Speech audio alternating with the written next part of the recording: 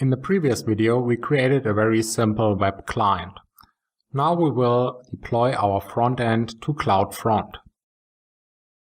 In this video, we are going to take a look at deploying our serverless application front end to Amazon S3. Then we will deploy our front end to edge locations on CloudFront. And last but not least, we will benchmark the latency of our front end. We are on the AWS Management Console and you're seeing the S3 dashboard. I've just created an S3 bucket named SLS Frontend. And to upload data into the bucket, click on the Upload button and then drag the content of your local web directory into the bucket. Alright, we have uploaded our files and now we need to specify that our bucket is used for static website hosting. So here we enable website hosting, we set an index.html document and click on Save.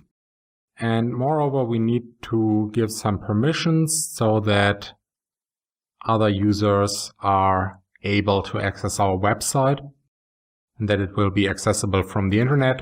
So we specify that S3 get object actions are allowed on our bucket where we host our front end.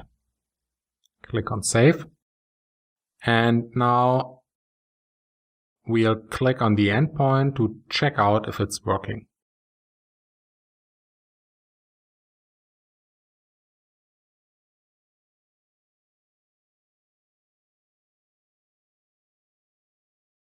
And it says Hello World.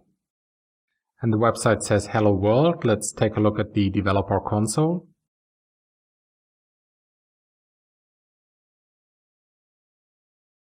And here we also get the response from the create object request that we make. We have performed the speed test of our website, and not surprisingly, performance in Europe is quite good. However, in other locations, in particular the first visit, is considerably bad. We even have some errors. Where do these come from? It's because the permissions have not been updated in all regions yet. So this is a process that takes a little bit of time around the globe. So some of these tests failed because the web clients couldn't access the S3 bucket yet.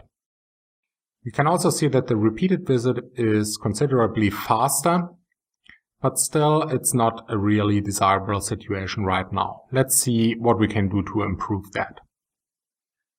What we are going to do is we will create a CloudFront distribution that will replicate our bucket content in different geographic locations around the world. So let's click on the Create Distribution button, get started, and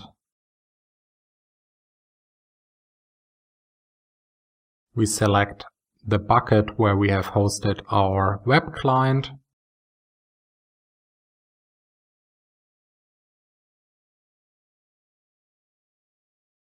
And we leave the other values at the default values. Let's leave the other values. Let's leave the other configurations at their default values and scroll down. We want to use all edge locations. We could also just select a subset of edge locations, but let's see what we can do. Okay, this is going to replicate the data from our S3 bucket into the different edge locations. This takes a little bit of time, and then we will repeat our performance test. One last configuration that I just forgot is to specify the default root object, which is our index.html file. Now we can access the CloudFront distribution at this domain name. And we can also use it for our speed testing experiment. Our repeated speed test, this time with the CloudFront distribution endpoint, shows that performance has significantly improved in at least some regions. In particular, if we look at the United States, our latency is much better than it was before. There are still some errors indicating that our permission updates have not propagated to all regions yet.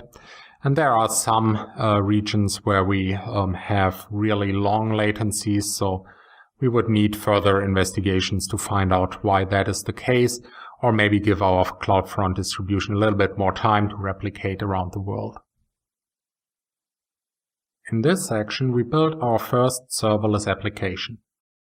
We used Lambda functions for implementing business logic, DynamoDB for data persistence, Cognito for user identification, and we used CloudFront for serving the front end.